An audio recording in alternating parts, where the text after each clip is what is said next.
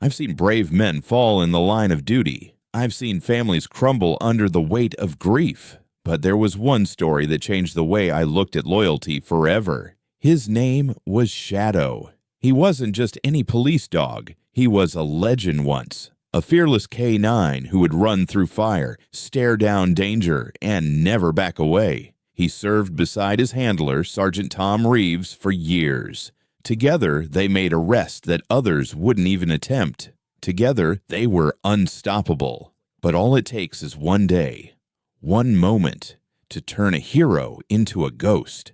The night Tom died, something inside Shadow died too. They said it was just instinct, that dogs move on. But Shadow didn't. He stopped eating, stopped responding to commands. He wouldn't even let anyone near him. It was as if the world had taken everything he understood and replaced it with silence. He became what officers called a liability, unpredictable, aggressive, dangerous. They moved him from one facility to another. Each trainer lasted less than a week before giving up, and one by one they all wrote the same words in his file. Too broken to rehabilitate. But I don't believe in too broken. I've seen men crawl out of darker places than hell and learn to stand again. And sometimes all it takes is a bit of time and someone who doesn't walk away. The first time I saw Shadow, he was in a cage at the State K9 facility. He didn't bark when I approached. He didn't growl. He just watched me, still, silent, eyes dark and hollow. There was no fight left in him, only pain. And I understood that pain better than I wanted to admit. You see, I'd lost my partner once too. Not a dog, a man. And the look in Shadow's eyes that day was the same look I saw in the mirror for months after. A look that said, "Why am I still here when he's not?" I asked the captain to give me 1 week, just 7 days with Shadow before they made their decision. He laughed, said, "You'll last too." But he gave me the keys anyway. So, every morning for that first week, I sat beside his cage. Didn't speak much, just sat there, reading reports, eating lunch, letting him hear my voice, my breathing, something steady. The other trainers told me I was wasting my time, but I wasn't talking to a wild animal. I was talking to a broken soul. On the 3rd day, something changed. He came closer to the bars, just a few steps. His nose lifted slightly as if he was testing the air between us. On the 5th day, I dropped a small piece of bread near his paws. He didn't take it right away, but the next morning, it was gone. And for the first time, when I said his name, Shadow, his ears twitched. That was the moment I knew there was still something left inside him. A spark, buried under all that grief, waiting for someone to see it. So, I stayed. Day after day, I sat there, patient as the sun. And little by little, the space between us grew smaller. You see, people talk about loyalty like it's a one-way street, like it's something dogs just give us without question. But what I learned from Shadow was that loyalty isn't something you demand. It's something you earn. And on that cold November morning, as the sun broke through the fog, Shadow finally let me touch his head. Just for a second, but long enough to feel the tremble under his fur. He wasn't growling anymore. He was shaking. And I knew then, that fear had never left him. He just needed someone to show him it was safe to feel again. From that day on, everything changed. Not all at once, not in some big cinematic way, but quietly, slowly, the way healing always begins. Every morning, I'd unlock the gate, sit beside his cage, and talk. Not commands, not orders, just talk. I'd tell him about the weather, about the coffee that was too bitter that morning, about how the city never really sleeps. He didn't understand the words, but maybe he understood the tone, the rhythm of someone who wasn't there to hurt him. On the 7th day, I opened the gate fully and stepped back. Shadow didn't move at first. He just stared. as if the open space itself was some kind of trick. Then, slowly, he stepped out. His paws touched the concrete floor, and I swear I could feel the air shift, like the world itself was holding its breath. I didn't reach for him. I didn't even move. I just said, "Good boy." He looked at me, eyes still cautious, but there was no growl this time, only quiet curiosity. That was the first real step for both of us. I started training him again, not as a K-9 unit, but as a friend. Simple things. Sit, stay, come. It wasn't about discipline anymore. It was about rebuilding trust. At first, he failed almost every command. He'd flinch at loud sounds, back away when I raised my hand, even if it was just to toss a ball. But every small victory, every moment he didn't run, felt like a miracle. Weeks passed. His coat began to shine again. His tail moved more freely. He started to follow me around the yard, not because I asked, but because he wanted to. I'd find him waiting by the door in the morning, eyes bright, ready to try again. One afternoon, I took him to the open field behind the training compound. The air was cool, the kind that smells like rain before it falls. I unhooked his leash, let him run. For a second, he didn't know what to do. Then instinct took over.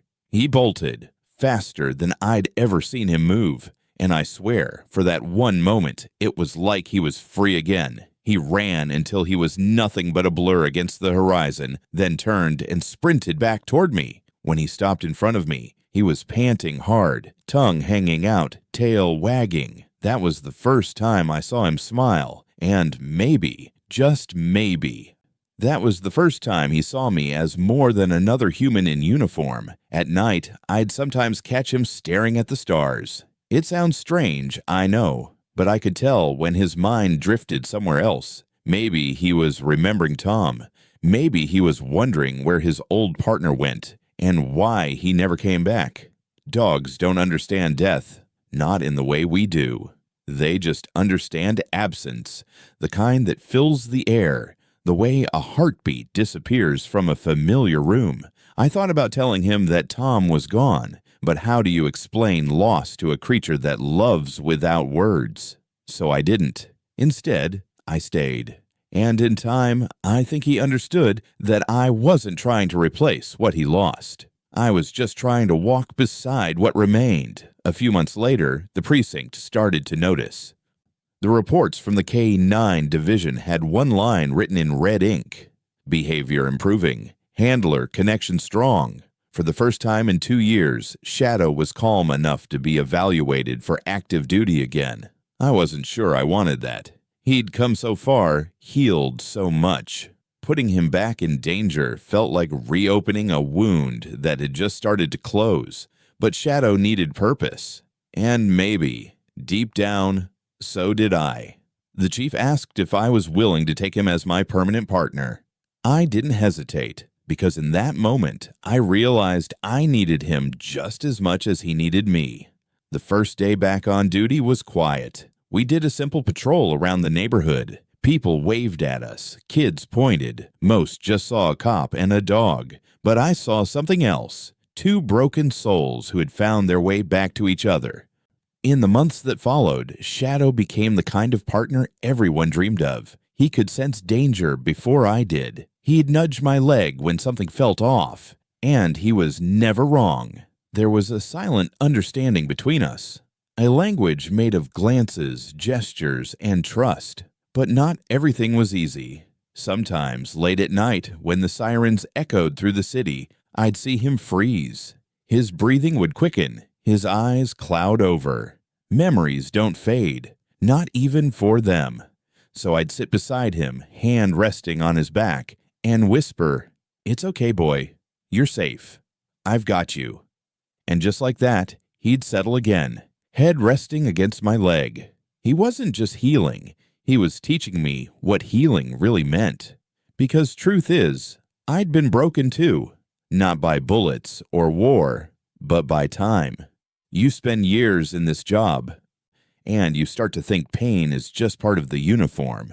But watching Shadow fight his way back to trust reminded me that the human heart isn't so different from a dog's. It just needs a reason to believe again. A year passed. Shadow was stronger, faster, sharper than ever. He became the station's pride. The dog no one thought could be saved, now saving others. They called him a miracle, but to me, he was just Shadow. My partner, my friend, my reminder that even the darkest nights eventually give way to dawn. And just when I thought we'd left the past behind us, fate had other plans. It happened on a Thursday. Quiet shift, clear skies. Then came the call. A robbery gone wrong.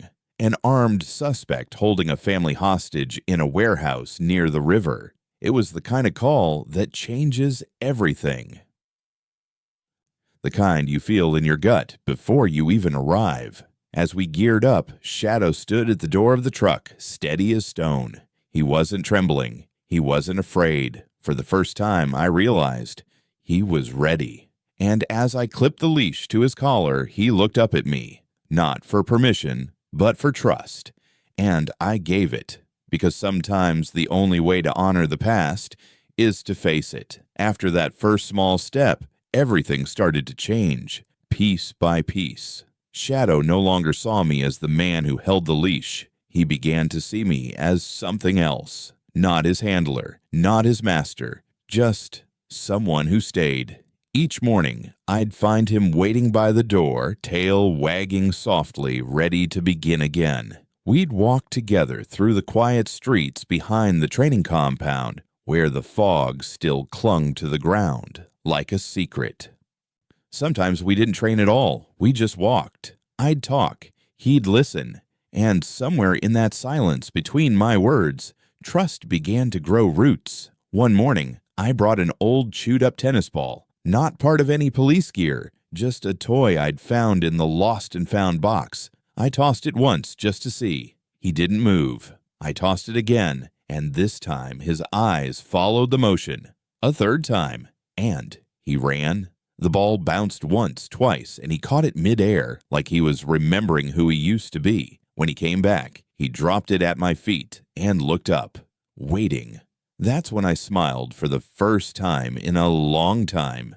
People at the precinct started noticing the change. They'd stop me in the hall, saying things like, "Looks like the dog's coming back." But what they didn't know was I was coming back too. I wasn't the man I used to be. Years of the job, the cases, the losses, the empty nights had built walls around me. Shadow didn't break those walls down. He just sat on the other side, waiting for me to open the door. There was something healing about the way he trusted again, slowly, on his own terms. Sometimes healing isn't loud or dramatic. Sometimes it's just a dog laying his head on your knee when he used to flinch away. 3 months after I first met him, we took our first real test. It was a mock patrol. No real suspects, no real danger. Just a chance to see if he could work under pressure again. The chief watched from a distance, arms crossed, doubtful. But I wasn't worried. Shadow walked beside me, steady, eyes scanning, movements sharp but calm. When the suspect appeared, Shadow didn't hesitate. He barked once, clear, commanding, and held his ground. Not fear, not aggression, just control. When it was over, the chief nodded. Looks like he remembers who he is. But I knew better. He wasn't remembering. He was becoming someone new. That night, back at the station, I sat on the steps outside, watching the sunset bleed into the city skyline. Shadow sat beside me, his fur glowing in the orange light. I reached down, ran my hand along his neck, and said, "You did good today, partner." He didn't move, didn't wag his tail. He just leaned against me, and that was enough. As the weeks went on, we became inseparable. I'd talk to him in the car during long drives, tell him about my late wife, about the house that felt too quiet since she passed. He'd listen, always listening, eyes fixed on the road ahead. Some nights, I'd look over and wonder if maybe he understood more than I did. There was one night I'll never forget. It was raining. Heavy, relentless, the kind of rain that makes the whole world feel smaller. We'd just returned from a call, nothing serious, and I was about to head home when I saw a shadow staring at the empty kennel across from his. That was where Tom's dog, Ranger, used to sleep. Tom had been his first partner, the one who died in the line of duty. I stood there a long time watching him. Then I whispered, "You still miss him, don't you?" He didn't move, but his ears twitched, and somehow in that quiet, I realized we were both haunted by ghosts. I don't know why, but that night I stayed with him. I sat on the floor of that cold room, back against the wall, shadow beside me. The rain kept falling, tapping the roof like an old clock counting memories. At some point, I must have drifted off. When I woke, his head was resting on my lap. I didn't move for a long time, because for the first time in years, I didn't feel alone. After that, something shifted. We stopped being handler and dog. We became partners, brothers even. He started sensing things before I did. Danger, fear, lies. He'd stiffen before a suspect made a move, growl when someone's story didn't add up. People called it instinct, but I think it was something deeper, some kind of shared pulse between two beings who had both seen too much.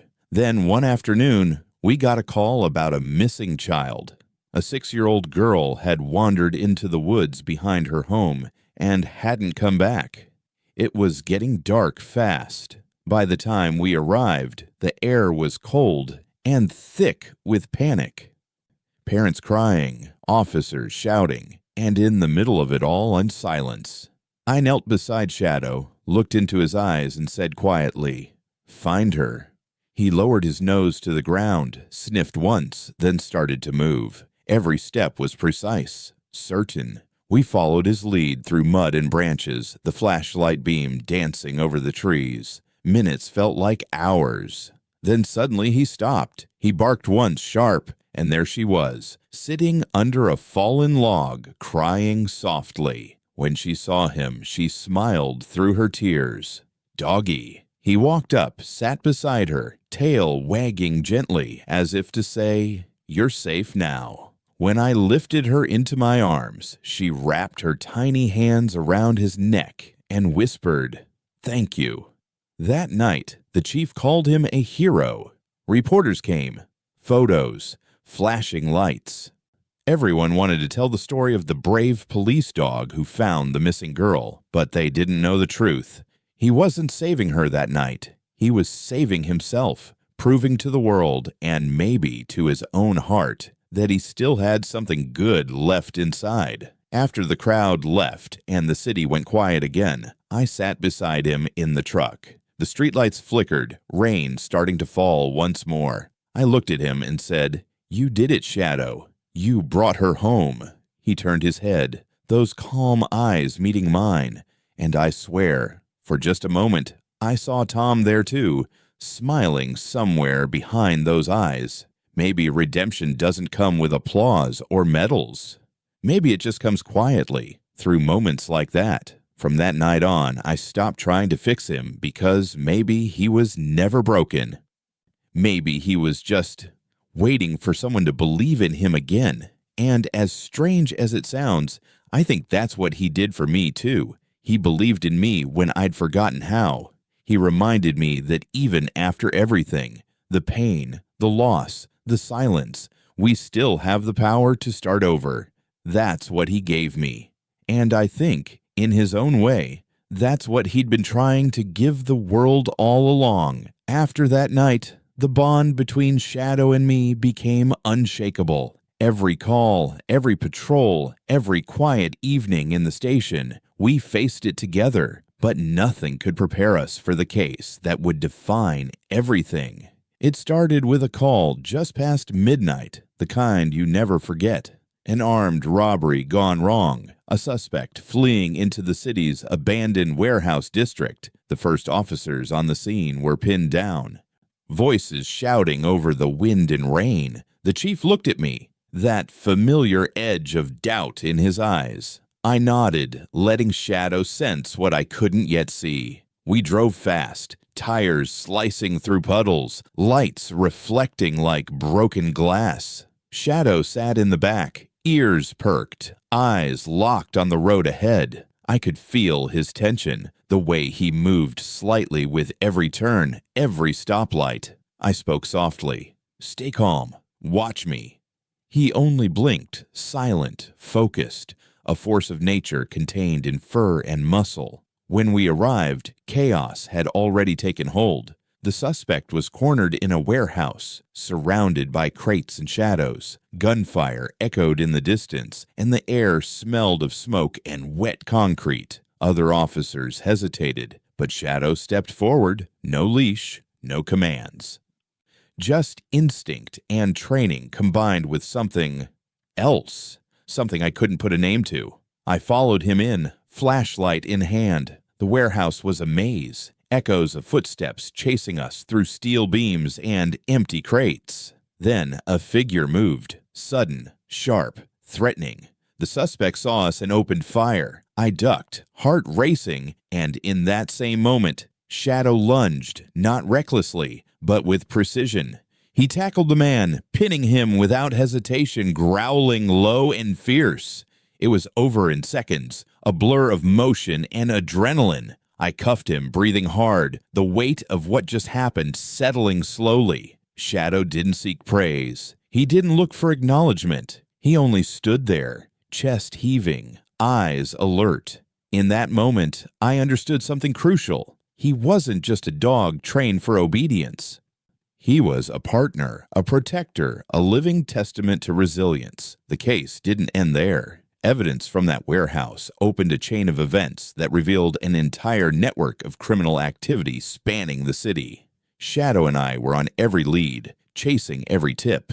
He would sniff out hidden compartments in abandoned buildings, track suspects across rooftops, and alert me to dangers I couldn't yet see. Together, we became a unit, unstoppable, not just because of skill, but because of trust. A trust forged in months of shared hardship and silent understanding. One rainy afternoon, we cornered the ringleader in a derelict factory on the city's edge. He was armed and desperate, shadows flickering across his face like he'd been carved from the darkness itself. I whispered to Shadow, "We can do this, but stay sharp."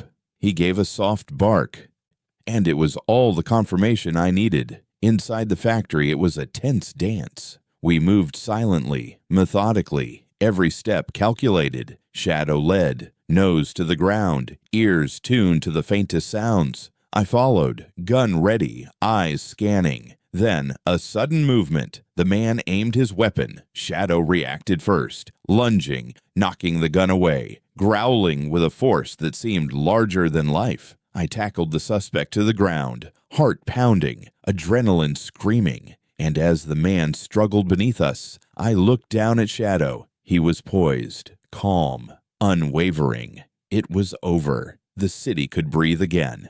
And for the first time in a long while, I felt something other than relief. I felt pride, not just in what we had done, but in what we had become together. Days later, the chief pulled me aside.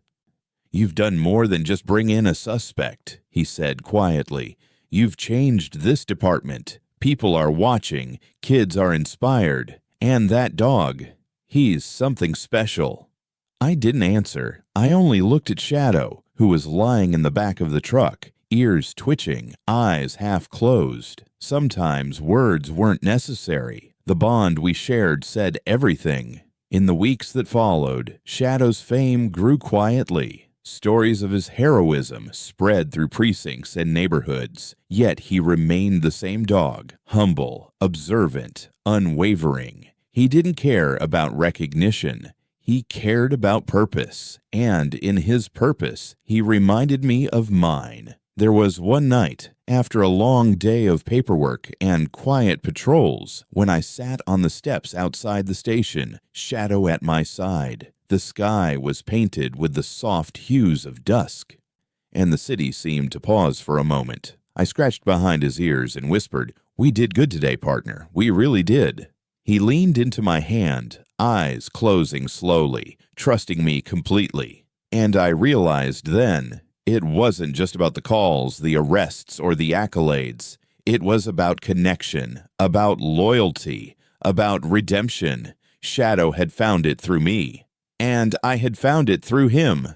We were two souls, imperfect and broken in our own ways, who had managed to find something worth holding on to. In the end, that was the greatest victory of all, because life doesn't always hand you second chances. Sometimes you have to earn them.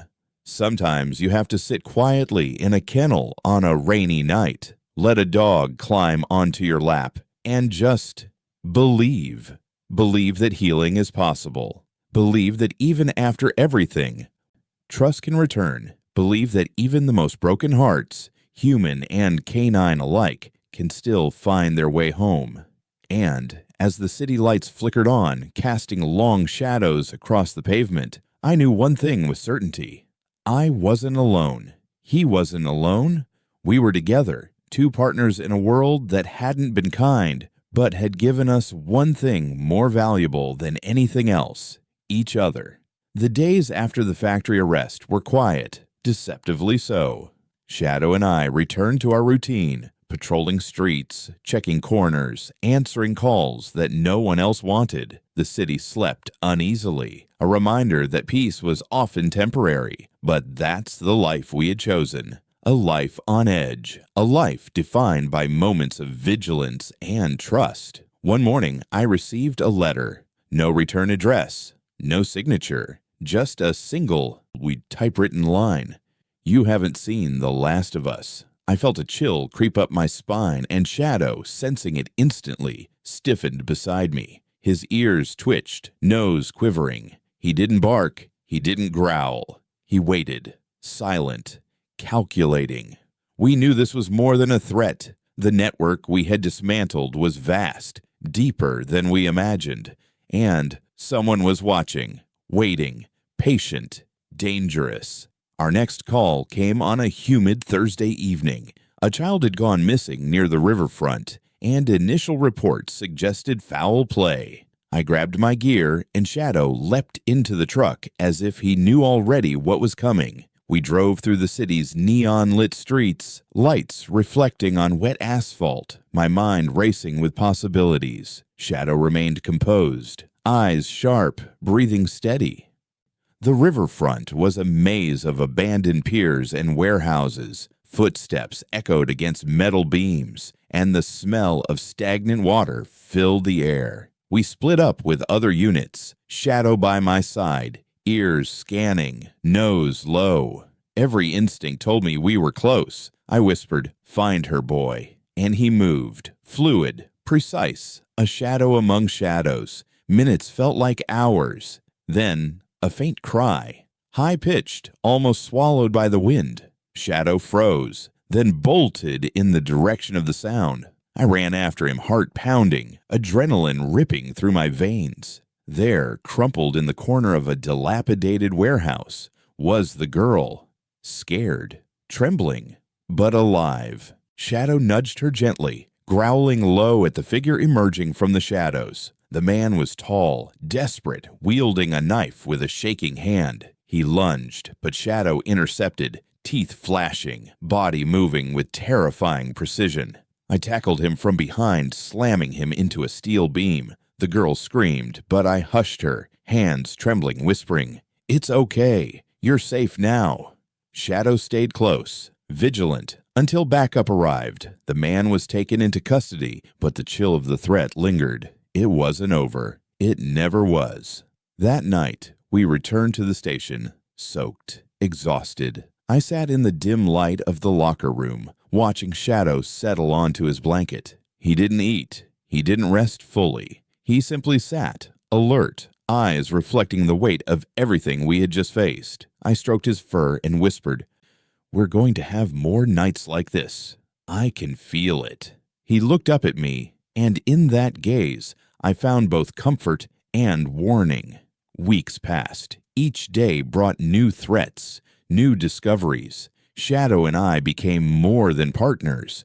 We became extensions of each other. I learned to read his subtle cues, the twitch of an ear, the flick of a tail, the shift in his stance. He learned to trust my judgment without hesitation. Then came the night that would test us both like never before. A warehouse fire on the outskirts of the city. The call was urgent, chaotic, civilians trapped, smoke and flames swallowing everything. Shadow and I arrived to a scene of pure destruction. Flames licked the sky, heat intense, visibility near zero. People screamed from the upper floors, their faces pale with fear. I grabbed my flashlight, signaling Shadow to follow. Inside, the smoke burned my lungs, eyes stinging. Shadow moved ahead, nose low, body tense. Every step was calculated, deliberate, instinctive. We reached the first trapped group, 3 children huddled under a collapsed beam. I lifted the beam just enough, and Shadow guided them toward the exit. One by one, we pulled them to safety, but the fire wasn't finished. The building groaned, walls cracking, flames spreading faster than we anticipated. We heard a faint whimper from the top floor, a man, pinned, unconscious. I shouted to Shadow, "We need him!" He barked once and ran up the twisted metal staircase. Smoke thickened, heat intensified. I followed, coughing, vision blurred. Shadow reached the man first, barking sharply. I hoisted him onto my shoulders, and together we made it to the stairwell. A beam collapsed behind us, sparks flying, flames roaring like a living beast. We ran. Outside, paramedics took over, faces grim but grateful. Shadow stood in the rain, chest heaving, fur soaked, eyes bright. I knelt beside him, hands trembling, voice low. "You saved him. You saved them all." It wasn't just a heroic act. It was a lesson that courage isn't measured by the absence of fear, but by the choice to act despite it. And Shadow had chosen. In the weeks that followed, the city began to recognize him not just as a police dog, but as a symbol, a reminder that in darkness, loyalty and bravery could shine brighter than any neon sign. He became an inspiration, not because of medals or accolades, but because of something far deeper, the bond he shared with me, and the lives we had touched together. Even now, as I sit quietly in the station, filling out reports or reviewing cases, Shadow rests nearby. Sometimes I watch him, breathing softly, eyes half closed, thinking about all we've faced, all we've survived, and I realize it isn't about the recognition, the headlines, or the praise. It's about trust. It's about loyalty. It's about knowing that no matter how dark the world gets, there is someone or something by your side who will never waver. And as long as Shadow and I have each other, I know we can face whatever comes next. The streets, the criminals, the fires, the darkness. It all becomes manageable, bearable, with him by my side. Because life, in its rawest form, is a series of choices. And we've chosen each other. Every single day. The weeks after the warehouse fire were a blur of paperwork, interviews, and restless nights. Shadow and I returned to the streets, but nothing felt the same. There was an unspoken tension lingering in the air, a sense that the city's shadows had deepened, that danger no longer came from predictable corners. It came from everywhere, silent, patient, and watching. One evening, I received a call that made my blood run cold. A series of break-ins had been reported across the city, always at night, always leaving a cryptic signature, a paw print etched into the dust of the entryway. It was unsettling, almost mocking, and it was clear the perpetrator knew Shadow's reputation. I grabbed my coat and leash, the city lights flickering like distant warnings. Shadow, ever alert, sensed the urgency. His ears twitched, muscles coiled, ready for action. We arrived at the first scene, an abandoned warehouse near the industrial district. The interior was eerie, silent except for the soft scuttle of rats. Shadow sniffed the ground, ears twitching. The paw print was there, freshly made, a chilling echo of our presence. I spoke softly, almost to myself. Someone's trying to challenge us. Someone's testing you. Testing me. Shadow growled low, the sound vibrating through the floor, a warning to whoever might be lurking in the shadows. As we moved through the complex, I realized the break-ins weren't random. They formed a pattern, a map leading us toward something larger, something dangerous. And with each clue, the stakes grew higher. By midnight, we were deep in the industrial outskirts, a maze of abandoned buildings and cracked asphalt. Shadow led the way, confident, precise, moving as if guided by instinct and intuition alone. I followed closely. Flashlight cutting through the darkness, sweat stinging my eyes. Then we heard it, a faint scratching, rhythmic, deliberate. Shadow froze, head low, tail stiff. I whispered, "Stay close, boy. Let's see who's playing games with us." He obeyed, muscles tensed like a spring ready to release. We rounded a corner, and there he was. A man, hooded, agile, moving with unnerving speed. He dropped to the ground, attempting to disappear into the shadows. But Shadow was faster. With a single fluid motion, Shadow intercepted him, growling fiercely, teeth bared. The man struggled, knife glinting in the faint light. I tackled him from the side, disarming him with a force born of years on the streets. He hissed, rage in his eyes, but there was something more. A calculated intelligence, a danger that went beyond ordinary criminals.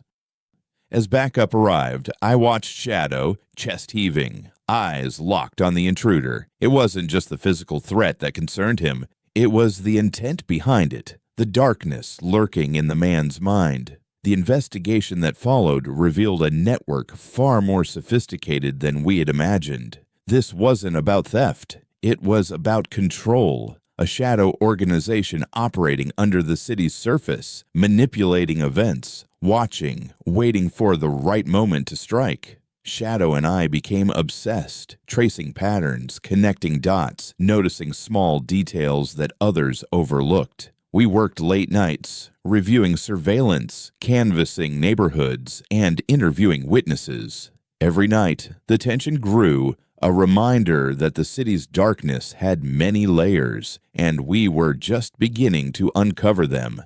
One particularly cold night, a tip came in about a warehouse on the edge of the river where strange activity had been reported. I grabbed my coat and leash, the chill biting at my face. Shadow seemed unusually alert, nostrils flaring, tail stiff.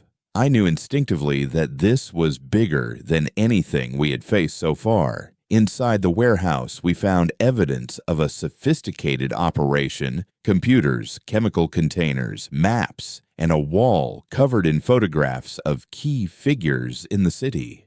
It was clear they had been watching us for a long time. The paw prints, the break-ins, the cryptic notes, all part of a larger puzzle. Shadow moved carefully among the debris, sniffing, pausing, signaling me to follow. Every sense he possessed was engaged, alert, calculating. It was as if he knew what we were walking into before I could even comprehend it. Suddenly, a trap was triggered. A cage fell from above, barely missing us. Shadow reacted instantly, barking, lunging at the mechanism to prevent it from snapping shut. I kicked the cage open, heart pounding, hands shaking. And then we saw him, the mastermind behind the break-ins, the network, the shadows, a man whose presence seemed to absorb the light, whose eyes gleamed with a cold intelligence. He smiled faintly, almost amused, as if he had been expecting us all along. "You've done well," he said, voice calm, chilling. "But you're too late. You've only scratched the surface." Shadow growled low, hackles raised, teeth bared. I stepped forward, fists clenched, but the man didn't flinch. He simply backed into the shadows, disappearing like smoke. We were left in the eerie silence of the warehouse, the weight of the confrontation pressing down on us. Shadow sat beside me, alert but calm, as if reminding me that even in the face of overwhelming darkness, we were still a force to be reckoned with. Days turned into weeks as we followed leads, uncovering more about the organization. It became clear that their influence ran deep. Corrupt officials, underground dealings, and a network of criminals who operated with precision. Shadow and I were no longer just partners in law enforcement. We were hunters in a world that thrived on fear and secrecy. And yet, amidst the danger, the fear, the relentless pursuit, there was a bond stronger than ever. Shadow and I had faced fire, criminals, and darkness together, and each challenge only reinforced the unspoken understanding between us.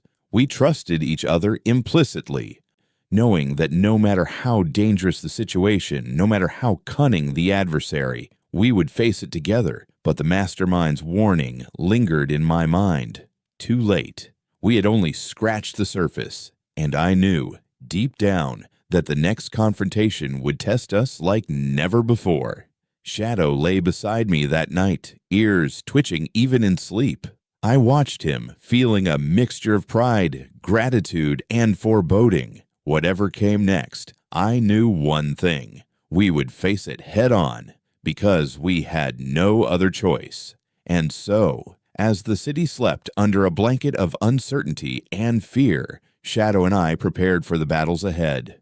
We were ready, not because we were fearless, but because courage, loyalty, and trust had always been stronger than fear. And as long as Shadow and I had each other, no darkness, no danger, no mastermind could ever truly overwhelm us.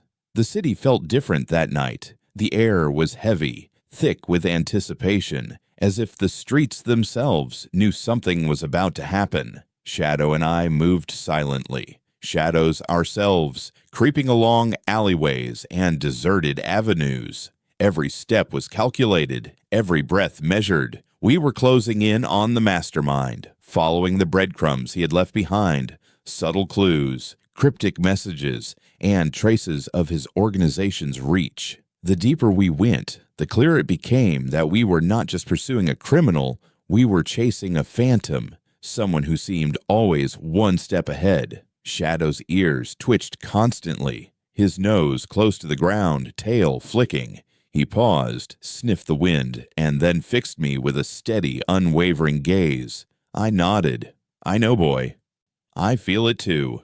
There was a trust between us that words could never capture. We communicated through instinct and intuition. The trail led us to an abandoned industrial complex on the outskirts of the city, a place that reeked of decay and neglect. The windows were boarded up, the doors sealed, yet there was movement inside, faint shadows, quick flashes of light. This was it, the heart of the operation. I drew my weapon quietly, checking the chambers, making sure every detail was right. Shadow crouched low, ready to move at a moment's notice. Together, we approached the main entrance, the crunch of gravel beneath our boots, the only sound. Inside, the place was a maze of steel beams, rusted machinery, and dusty corridors. The scent of chemicals hung in the air, pungent and sharp.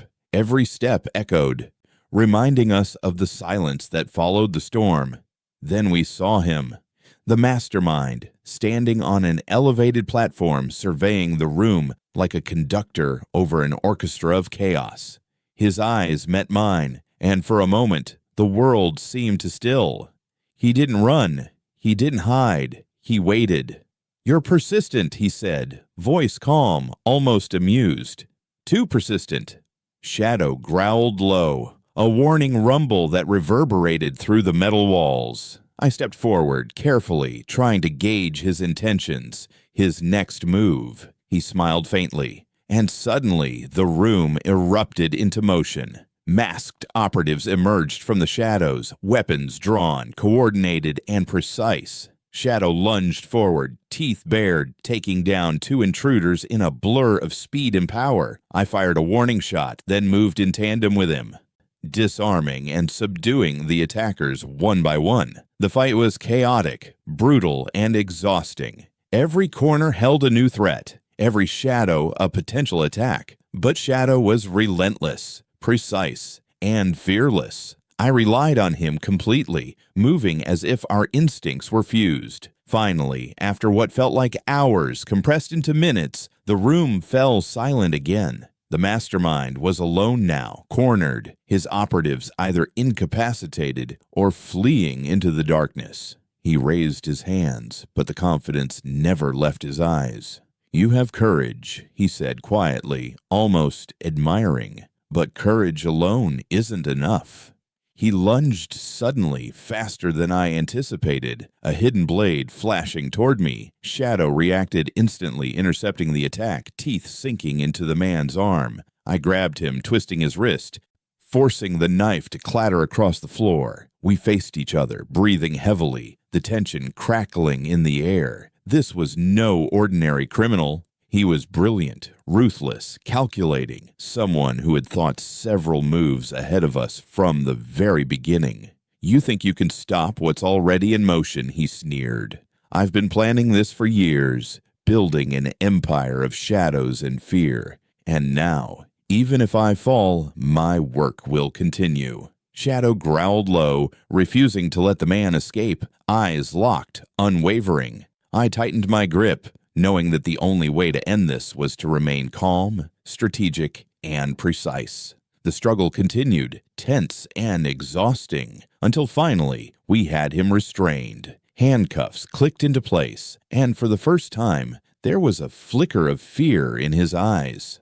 Not the fear of death, but the fear of losing control, of being rendered powerless in the face of someone who refused to back down. We called for backup, and the city's lights reflected off the wet pavement as the first responders arrived. Shadow sat by my side, ears alert, tail slowly wagging as the adrenaline ebbed. The mastermind was taken away, but the tension remained, because deep down, I knew this wasn't the end. This was a victory, yes, but the city's darkness was far from gone. There were still threats, still shadows, still mysteries lurking in corners we couldn't yet see.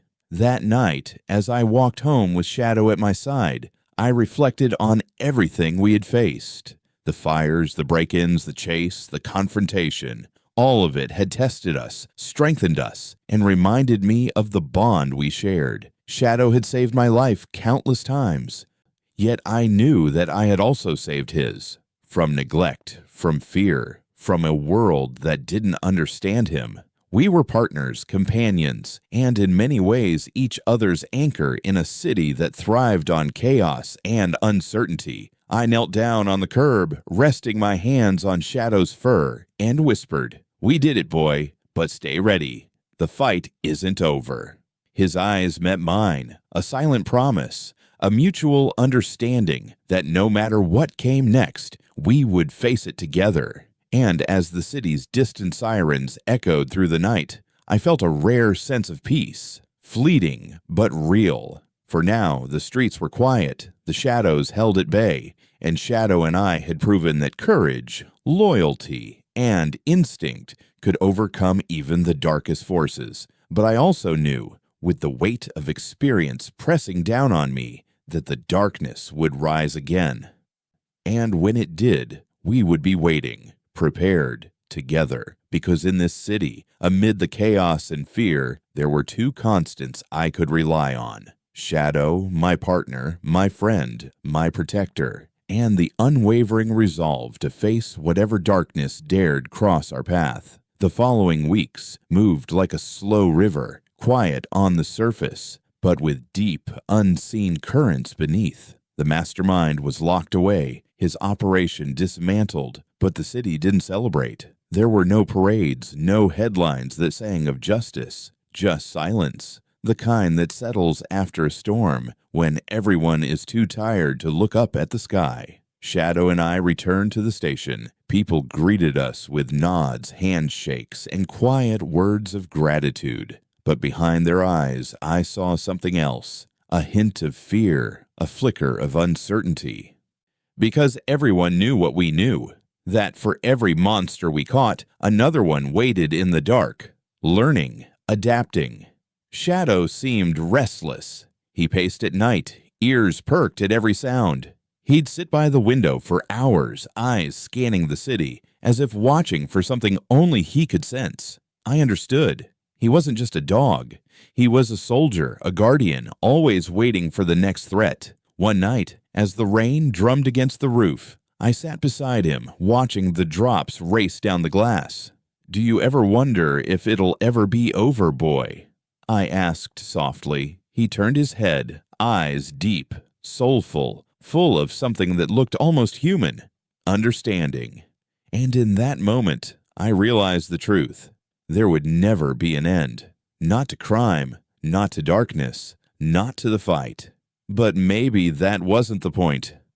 Maybe the point was to keep standing, to keep showing up. The department wanted to honor Shadow, medals, ceremonies, photographs, all the things that make humans feel like heroes. But Shadow didn't care for any of it. When they pinned that medal to his vest, he just looked up at me, waiting for the next command. Because to him, loyalty wasn't about recognition, it was about purpose. After the ceremony, I took him for a walk through the park. The air smelled of wet earth and pine, the city lights glowing faintly through the mist. Children ran past laughing, chasing each other. Shadow watched them quietly, his tail swaying slowly. I knelt down beside him and whispered, "You've done more for this city than anyone will ever know." He leaned against me, his head pressing into my chest, and for the first time in a long while, I felt peace. Real, quiet peace. But life has a way of reminding you that peace never lasts long. It was only a few days later when a package arrived at the station, unmarked, anonymous. Inside was a flash drive. No note, no explanation, just data. When I plugged it in, my blood ran cold. It was surveillance footage, time-stamped, recent. Cameras we didn't even know existed, watching us, watching me, watching Shadow. And then there was the final frame, a still image of Shadow and me walking into the precinct, circled in red. Underneath it, a single phrase, "The game never ended." I stared at the screen for a long time, the words echoing in my mind. Somewhere out there, someone was still watching. Someone who had picked up where the mastermind left off. The shadows had shifted, but they hadn't disappeared. Shadow growled softly. Sensing my tension, I rested a hand on his head, feeling the steady thump of his heartbeat beneath my palm. "We're not done, are we, boy?" I whispered. He looked up, eyes steady, calm, the same eyes that had faced fire, bullets, and betrayal without flinching. And I knew his answer. That night, we returned to the streets, not because we were ordered to, not because we sought glory, but because the city needed us, and we needed it. The rhythm, the danger, the purpose. It was in our blood now. As we walked down the quiet alleys, the neon signs flickering above us, I realized something else. Shadow wasn't just a partner. He was the embodiment of everything good this city still had. Loyalty, courage, and the will to keep fighting even when it seemed pointless. The city can be cruel, unforgiving. It chews up the weak, forgets the brave, and buries its history beneath concrete and smoke. But Shadow was a reminder that goodness doesn't vanish in the dark. It just hides, waiting for someone brave enough to bring it back to the light. Months passed, and things slowly settled again. The streets were quieter. The department moved on to new cases. But for me, for Shadow, nothing really changed. Every night, we patrolled the same routes, walked the same alleys, checked the same doors. Because peace, we'd learned, was just another form of vigilance. One evening, I found an old photograph in my locker. The day Shadow joined the force. He was younger then, eyes sharper, fur darker. I smiled, tracing the edge of the picture with my thumb. We'd both aged, both been scarred, but neither of us had lost that fire, that quiet, unspoken promise to protect what mattered. Later that night, we returned to the riverfront, where the city lights reflected off the black water like shattered glass. Shadow stood beside me, ears twitching, watching the horizon. The wind carried the faint scent of rain and metal. I spoke softly, my voice barely above a whisper. You know, boy, I used to think heroes were the ones who never felt fear, but now I think it's the opposite. Real heroes feel it. They feel it every single day, and they keep moving anyway. Shadow turned to me, eyes gleaming in the dim light. For a brief moment, I saw our entire journey flash before me, every mission, every wound, every narrow escape, and I felt something deeper than pride, something sacred, a bond forged in chaos, tested by fire, and sealed in loyalty that no darkness could destroy. As dawn crept over the city, painting the sky in shades of pale gold, we walked home in silence. The world was waking up, horns blaring, footsteps echoing, life returning to its rhythm. And amid it all, we moved like ghosts, unseen, unnoticed, but always there. People would never know the battles we fought, the lives we saved, the dangers we faced. They would never know the price of the quiet mornings they took for granted. But that was fine, because this was never about recognition. It was about doing the right thing. Shadow brushed against my leg, and I reached down, giving him a gentle pat. Come on, partner, I said. Let's go home. He wagged his tail once, a simple gesture that said more than words ever could. And as we disappeared down the empty street, I felt the familiar calm return, the kind that comes not from peace, but from purpose. Because in this world, some of us aren't meant to rest. We're meant to guard, to watch, to stand between the innocent and the dark. And as long as I draw breath, as long as Shadow walks beside me, that's exactly what we'll do. Together. Always.